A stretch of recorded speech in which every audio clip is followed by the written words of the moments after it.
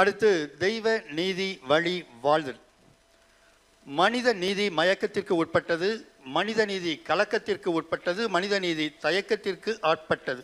ஆனால் தெய்வ நீதி காலத்திற்கு உட்பட்டது என உணர்ந்து காலம் காட்டும் கடிகாரத்தை பார்த்து கொண்டே பூந்தமல்லியிலிருந்து கருத்து பூக்களோடு மாலை தொடுக்க வந்திருக்கிறார் சௌமித்ரன்.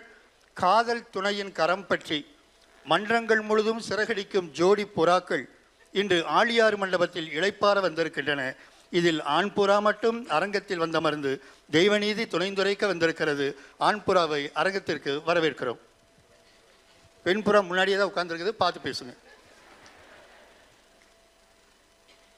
வாழ்க வையகம், வாழ்க வையகம், வாழ்க வளமுடன். பரம்பொருளே என் உயிர்க்குள் அறிவாக நின்று பாடி ஆடும் திருக்கூத்தை அவன் உணர்த்த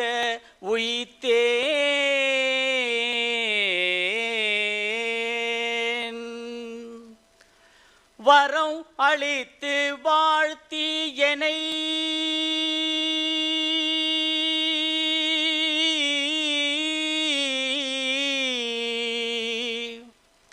வரம் அளித்து வாழ்த்தியனை அவன் உண்மை நிலையை வாழும் பல்லாயிரம் மக்களவர்க்கேற்ப தரம் அறிந்து வெளியிட்டு அறியாமை இருளில் தத்தளிக்கும் மக்களுக்கு அறிவை விளக்கு என்றான். தத்தளிக்கும் மக்களுக்கு அறிவை விளக்கு என்றான். சிரம் அதனில் தாங்கி அந்த திருவாக்குப்படி சிரமதனில் தாங்கி அந்த திருவாக்குப்படி தேசம் நாடு ஊர் திரிந்து இறைப்பணி செய்கின்றேன். சிரம் அதனில் தாங்கி அந்த திருவாக்குப்படி தேசம் நாடு ஊர் திரிந்து இறைப்பணி செய்கின்றேன். பரம்பொருளே பரம்பொருளே பரம்பொருளே.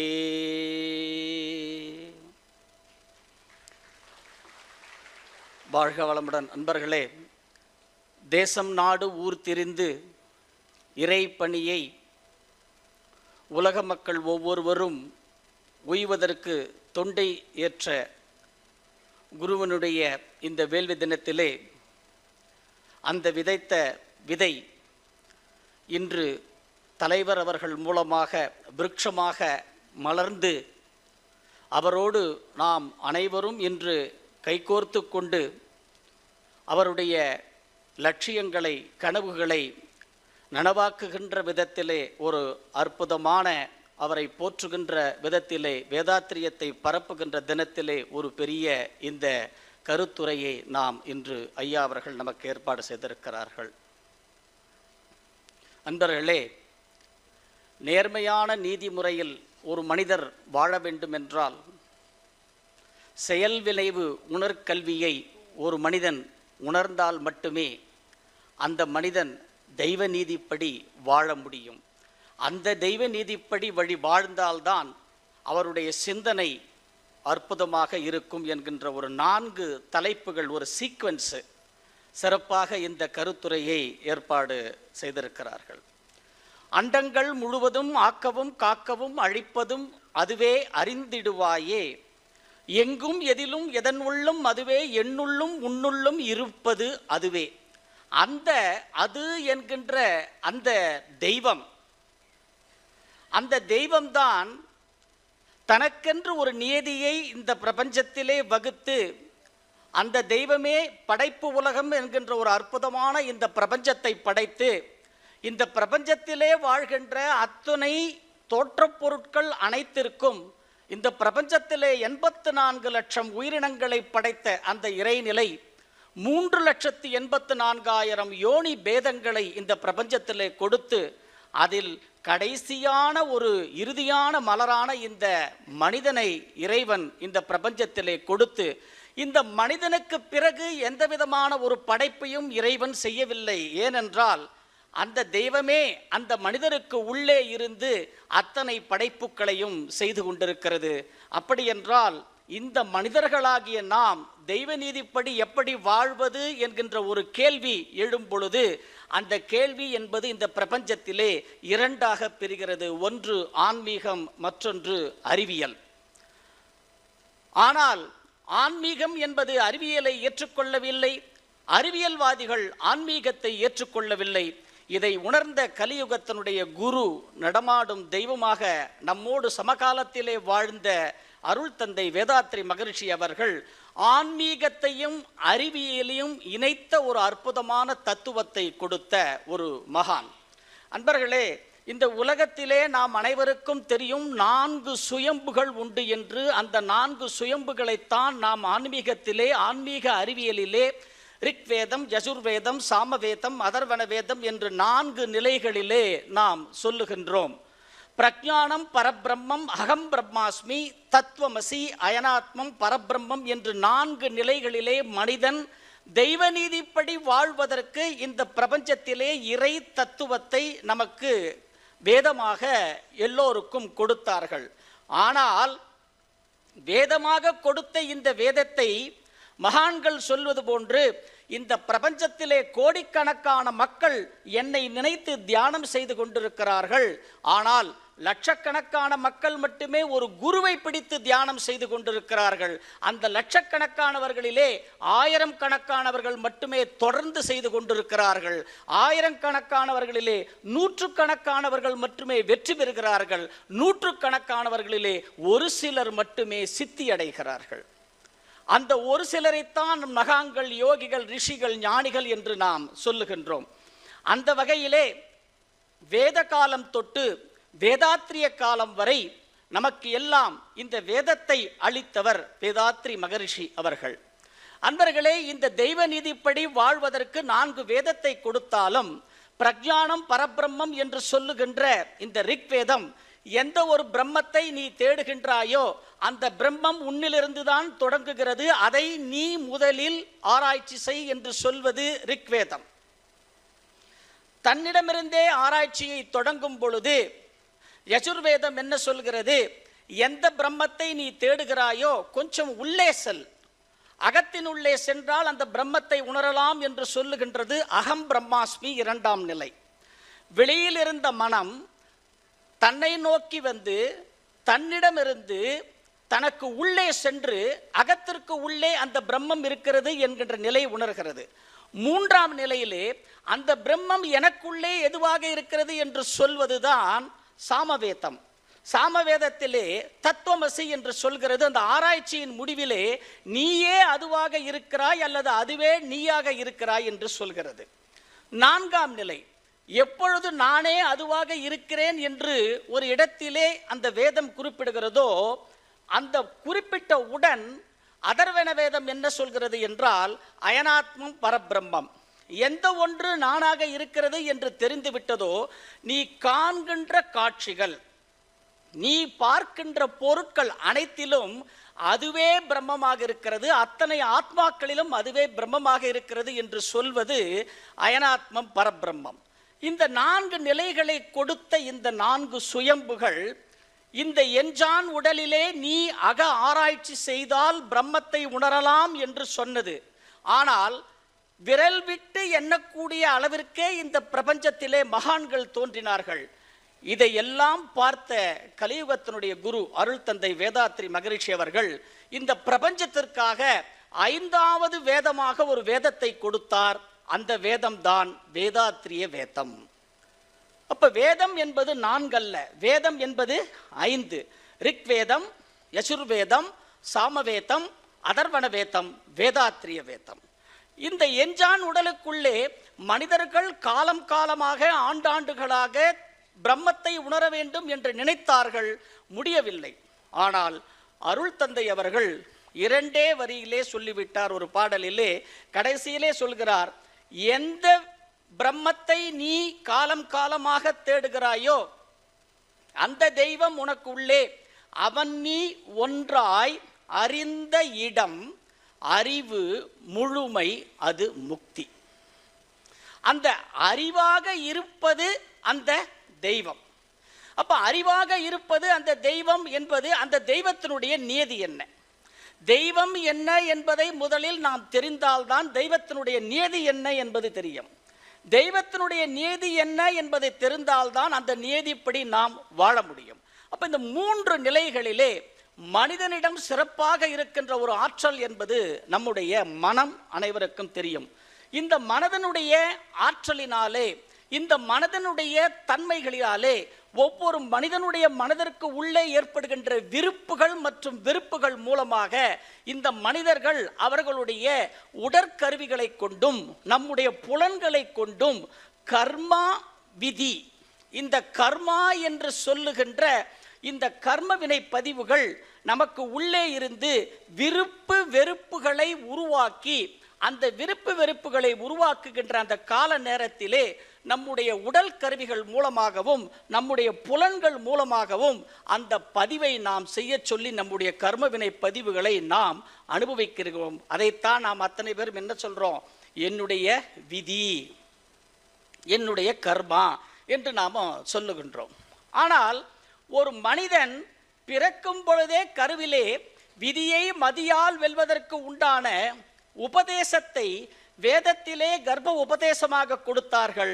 வேதாத்திரியத்திலே மகரிஷி அவர்கள் தன்னுடைய மடமலக்கலை தொகுப்பு புத்தகத்திலே குறிப்பிடுகிறார், அன்பர்களே, நீங்கள் உங்களுடைய அறிவை அறிவதற்கு முன்னால் உங்களுடைய கருவை அறிய முற்படுங்கள். கருவை அறிந்தால்தான் கருவிலே இருக்கின்ற நம்முடைய பதிவுகள் என்ன என்பது தெரியும். அப்ப கருவிலே தான் பதிவுகள் இருக்கிறது. இன்றைக்கு வேதம் சொன்னது 80-20 கர்மா தியரி என்று. இன்றைக்கு விஞ்ஞானம் அதை ஆராய்ச்சி செய்கிறது. இந்த பிரபஞ்சத்திலே பிறக்கின்ற ஒவ்வொரு மனிதனுக்கும் 80% உடல் சார்ந்த கர்ம வினை பதிவுகளும் 20% மனம் சார்ந்த கர்ம வினை பதிவுகளும் அவர்களுடைய கருமையத்திலே மரபணுவிலே பதிவாகி இருக்கிறது. இதை இன்றைக்கு விஞ்ஞானம் ஆராய்ச்சி செய்கிறது. உடல் சார்ந்த பதிவுகள் அதிகமாக இருக்கிறது, மனம் சார்ந்த பதிவுகள் ஒரு பகுதி தான் இருக்கிறது. 4 பகுதி உடல் சார்ந்த பதிவுகள். அதைத்தான் பார்த்தார் மகரிஷி அவர்கள். இந்த வேதங்கள் நமக்கு உபதேசத்தை கொடுத்தது. இந்த 5வது வேதமாகிய வேதாத்திரியம் ஒவ்வொரு தனி மனிதனும் தெய்வத்தினுடைய நியதிப்படி வாழ்வதற்கு உபதேசத்தோடு கூடவே உபாயத்தை கொடுத்ததுதான் இந்த 5வது வேதம். அந்த உபாயம் என்ன அப்படின்னு பார்த்தீங்கன்னா, 80% உடல் சார்ந்த பதிவுகள் என்று சொல்லும் பொழுது அந்த உடல் சார்ந்த பதிவுகள் கருவிகள் மூலமாகவும் நாம் புலன்கள் மூலமாகவும் நம்முடைய கர்மவினை பதிவுகளை நாம் அனுபவிக்கும் பொழுது உடலிலே நோய்களாக வருகிறது. அப்போ உடல் நோயை நான் போக்க வேண்டும் என்றால் அதற்கு உபாயம் குரு அவர்கள் கொடுத்த உடற்பயிற்சி. மனம் சார்ந்த பதிவுகள் எனக்கு 20% என்னை ஆட்கொள்கிறது. அந்த மனம் சார்ந்த பதிவுகளை நான் போக்கிக் கொள்வதற்கு மகரிஷி அவர்கள் கொடுத்த உபாயம் தியானம். உடலும் மனமும் ஒரு மனிதனுக்கு கர்மவினை பதிவுகளிலிருந்து தப்பித்துக் கொள்ளலாம். ஆனால் அந்த உயிர் நீண்ட ஆயுளாக மாற வேண்டும். அவருடைய கர்மா இதுதான் என்று இவ்வளவு வயதுதான் என்றால் அந்த கர்மாவை விதியை மதியால் வெல்வதற்கு உயிரை நீண்ட ஆயுளாக மாற்றுவதற்கு மகரிஷி அவர்கள் நமக்கு கொடுத்தது காயகல்ப பயிற்சி.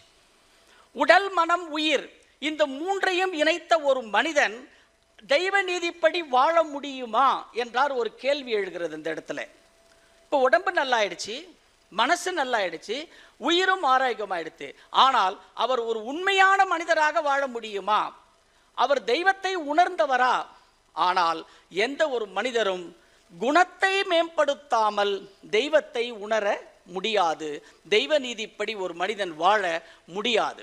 எனவே மகரிஷி அவர்கள் தன்னுடைய அடுத்த நிலையாக குணத்தை மேம்படுத்துவதற்காக நமக்கு அகத்தாய்வு பயிற்சியை கொடுத்த ஒரு அற்புதமான மகான் குரு அவர்கள். இந்த பிரஜானம் பரபிரம்மம் யார், அகம் பிரம்மாஸ்மி யார், தத்துவமசி யார், இது அத்தனையும் யார் என்பது எனக்கு அயனாத்மம் பரபிரம்மமாக நானே இருக்கிறேன். நான் காணும் பொருட்கள் அத்தனையும் இறைநிலையாகவே இருக்கிறது. வெறுமை வாயால சொன்னால் போராது, மனதால் நாம் உணரக்கூடிய ஒரு அற்புதமான சக்தி ஒரு மனிதனுக்கு. ஐந்தாவது வேதத்தை கொடுத்த எந்த குருவை பற்றி நாம் பேசிக்கொண்டிருக்கிறோமோ அந்த குருவினுடைய கொள்கைகள் மீது நாம் ஒவ்வொருவரும் ஆழ்ந்த ஈடுபாடு இருக்க வேண்டும். குருவின் மீது அசைக்க முடியாத ஒரு நம்பிக்கை நமக்கு உள்ளே இருக்க வேண்டும். இந்த இரண்டையும் வைத்துக்கொண்டு ஒரு மனிதர் அந்த குரு கொடுத்த அந்த ஒரு சிறந்த ஒரு கல்வியை நாம் தினம் தினம் பயிலும் பொழுது, சிக்கன பிடித்தேன் குருவின் திருவடியை என்று சொல்கிற போல குருவை நாம் பிடித்துக் கொள்ள வேண்டும். வேதம் சொல்வதும் சித்தர்கள் சொல்வதும் அகத்தினுள்ளே எவர் ஒருவர் அகத்தவனை உணர்கிறாரோ அவரே தெய்வ நீதிப்படி வாழ்பவர். ஆனால் நாம் கர்மவினை பதிவுகளின் படித்தான் என்ன செய்கிறோம்? முன் செய்த வல்வினையால் முந்தி வந்த விந்து துளி அடக்கி வைத்த தோல் பைக்குள் அடக்கமாய் சூழ்கொள்ள வெள்ளை ரத்தம் சிவப்பாகி அவன் அவளாய் இனம் பிரித்து நாடி நரம்பு உருவெடுத்து அண்டத்திலே பிண்டமென உடலெடுத்து ஐயிரண்டு திங்களிலே அன்னையவள் உந்தி தள்ள நச்சுப்பையுடன் ஒட்டி பிறந்து அண்டமெல்லாம் அலைந்து திரிந்து வெளியெங்கும் ஓடி ஓடி பொய்யை மெய் என்று தினம் நாடி அகத்தினுள்ளே அகத்தவனை உணரேனே பராபரமே. சொந்த பந்த காட்டுக்குள்ளே இன்ப துன்ப வீடு கட்டி மீண்டும் ஒரு சதை பிண்டம் தேடி சேர்த்து வைத்த விந்துநாதத்தை கொட்டி வாழும் காலத்திலே அகத்தினுள்ளே அகத்தவனை உணராமல் மீண்டும் பிறப்பெடுத்தேன் பராபரமே.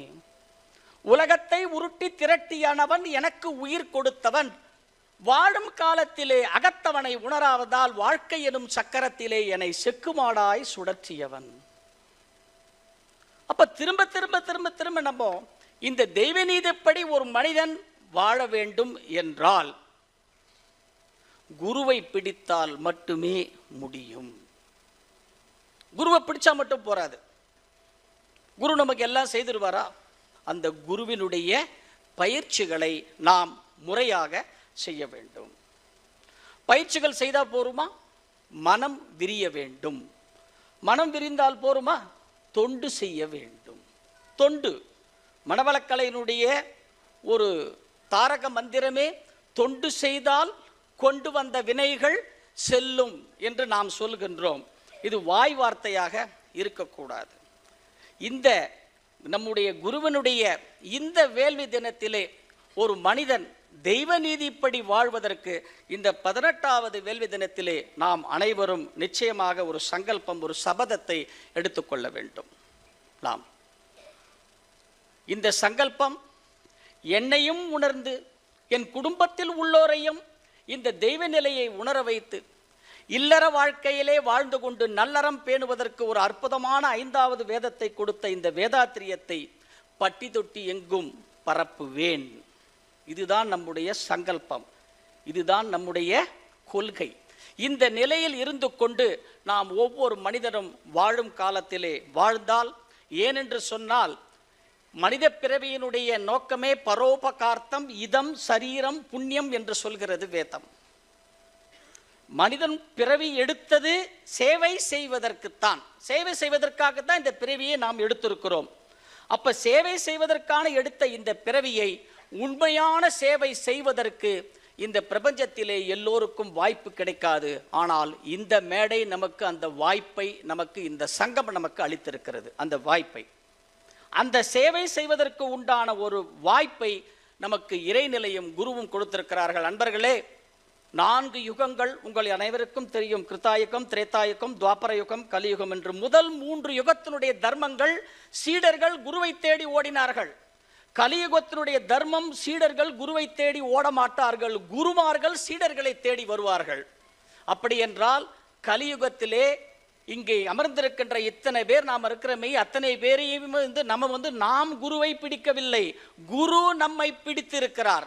அப்போ இந்த உலகத்தில் இருக்கிற 700 கோடி மக்களிலே குரு நம்மை தேர்ந்தெடுத்திருக்கிறார் என்றால் நாம் எப்பேற்பட்ட ஒரு பாக்கியம் செய்தவர்கள்.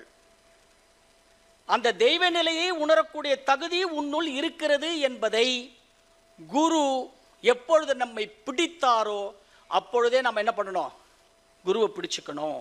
அந்த குருவனுடைய கொள்கைகளை நம்ம எல்லா இடத்துல நம்ம போய் சொல்லணும். அப்படி சொல்லும் பொழுதுதான் அந்த குரு ஆனவர் நன்மையும் செல்வமும் நாளும் அருளுமே தீமையும் பாவமும் சிதைந்து தேயுமே ஜனனமும் மரணமும் இன்றே தீருமே. எப்பொழுது? குரு என்ற 2 எழுத்தாலே. அந்த 2 எழுத்து தாரக மந்திரம் என்ன பண்ணும்? ஜனனம் மரணம் இந்த 2த்தையுமே நம்மளை கொன்னுடும், அதை அழித்து விடும். அது கடந்த நிலைதான் ஒரு மனிதன் தெய்வ நீதி வழி வாழ்தல். அந்த தெய்வ நீதிப்படி நாம் அனைவரும் வாழ்வதற்கு நமக்கு ஒரு சங்கத்தை குரு அவர்கள் இந்த கலியுகத்திலே இப்பேற்பட்ட ஒரு சங்கத்தை குரு அவர்கள் நமக்கு கொடுத்திருக்கிறார்கள். பழமொழி மட்டும் நம்ம சொல்லுவோம், விதைகள் உறங்கினாலும் விதைத்தவன் உறங்கினாலும் விதைகள் உறங்குவதில்லைன்னு. ஆனால் இந்த இடத்துல அப்படியே இது மாறும். விதையை விதைத்தவரும் உறங்கவில்லை, அந்த விதையாக நாமும் உறங்கவில்லை. எந்த விதை நம்மை விதைத்ததோ அந்த விதையே நமக்குள் இருந்து நம்மை வழிநடத்தி சென்று கொண்டிருக்கிறது. அந்த விதையினுடைய மூலம் இந்த உலக சமுதாய சேவா சங்கத்தினுடைய தலைவர் அவர்கள் மூலமாக நாம் அனைவரும் கைகோர்த்து இந்த வேள்வி தினம் முதல் கொண்டு நாம் இன்னும் நம்மளுடைய எஃபர்ட் அதிகமாக போட்டு இந்த ஒவ்வொரு மனிதனும் தெய்வ நீதிப்படி வாழ்வதற்கு உண்டான ஒரு அற்புதமான ஒரு 5வது வேதத்தை இந்த பிரபஞ்சத்திலே நாம் படைப்போம். படைப்பதற்கு பின்னால் வருகின்ற சந்ததிகள் நாம் படைப்பதற்கு ஒரு காரணமாக இருந்தோம் என்று நம்முடைய பெயரையும் நம் சந்ததிகள் சொல்ல வேண்டும். எனவே கர்மா என்பது உண்மையிலேயே ஒரு பயப்படக்கூடிய ஒன்று. கர்மா என்பது அது இருப்பதால் தான் நாம் இங்கே மனிதனாக பிறந்திருக்கிறோம், அந்த கர்மா என்பது. ஆனால் இந்த கர்மாவை எவர் ஒருவர் தெய்வ நீதிப்படி வாழ்கிறாரோ அவர் அந்த கர்மாவை ஏற்றுக்கொள்வார். ஆனால் வேதம் சொல்வது வேற. கர்ம பரிபாலனா கர்ம பரிவர்த்தனா என்று சொல்கிறது. தனக்கு வந்திருக்கிற ஒரு கர்ம வினை பதிவுகள் அம்மா சொன்னாங்க, நன்மை வந்தால் ஏற்றுக்கொள்கிறாய், தீமை வந்தால் ஓடுகிறோம் என்று சொல்கிறார் அம்மா சொன்னாங்க, சுமதி அம்மா. உண்மையிலேயே அதுதான். நமக்கு நன்மை வந்தால் ஏற்றுக்கிறோம், தீமை வந்தால் நம்ம ஏற்றுக்க மாட்டேன்னு சொல்கிறோம். எனக்கு வருகின்ற கர்மா என்னுடைய கர்மா தான். பக்கத்து வீட்டுக்காரருக்கு வர வேண்டிய கர்மாவை நமக்கு கடவுள் மாற்றி கொடுக்க மாட்டார். ஒரு கொரியர் மிஸ்டேக் பண்ணலாம், கடவுளுடைய கர்மா நம்மளை மாறாது. அப்போ எனக்கு ஒரு கர்மா வந்திருக்கிறது என்றால் அதை நான் ஏற்றுக்கொள்ள வேண்டும். என் கர்மாவை நான் ஏற்றுக்கொண்டால் அதனுடைய தாக்குதல் குறைவு. அதுதான் கர்ம பரிபாலனம், நானே அனுபவித்தல்.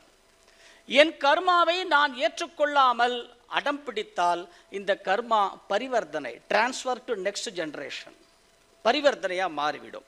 அப்போ நான் தெய்வ நீதிப்படி இந்த பிரபஞ்சத்திலே வாழ்ந்தால் என் கர்மாவை நானே ஏற்றுக்கொண்டு பின்னாடி வருகின்ற சந்ததிகளை ஒரு தூய்மையான சந்ததிகளாக நான் மாற்றுவேன் என்று கூறி இப்பேற்பட்ட ஒரு அற்புதமான சிந்தனைக்கு வாய்ப்பினை நல்கிய தலைவர் அவர்களுக்கும் இந்தியாவினுடைய தலைநகரத்திலிருந்து நமக்கு பல உதவிகள் செய்து கொண்டிருக்கும் ஐயா அவர்களுக்கும், ஆழியார் நிர்வாக அறங்காவலர்கள் அத்துணை என்பர்களுக்கும், நன்கொடையாளர்களுக்கும், இதுகாரும் செவிமடித்த அத்தனை வேதாத்திரிய விருட்சங்களுக்கும் நன்றி கூறி எங்களை பட்டை தீட்டிய சைதை ஜோன் சாலை அறிவுத்திருக்கோயில் அறக்கட்டளை அறங்காவலர் தலைவர் கருணாகரன் ஐயா அவர்களுக்கும் சிரம் தாழ்ந்த நன்றிகளை தெரிவித்துக் கொண்டு மீண்டும் ஒரு முறை நாம் அனைவரும் ஊர்கூடி தேர் இழுப்போம், வேதாத்திரியத்தை தேரை உலகெங்கும் எடுத்துச் செல்வோம், தெய்வ நீதிப்படி வாழ்வோம். வாழ்க வையகம், வாழ்க வையகம், வாழ்க வளமுடன். வாழ்க வளமுடன். கனமான கருத்துக்கள், ஆழ்ந்த உரை அளித்த சௌந்தரன் ஐயா அவர்களுக்கு மனமார்ந்த நன்றிகள்.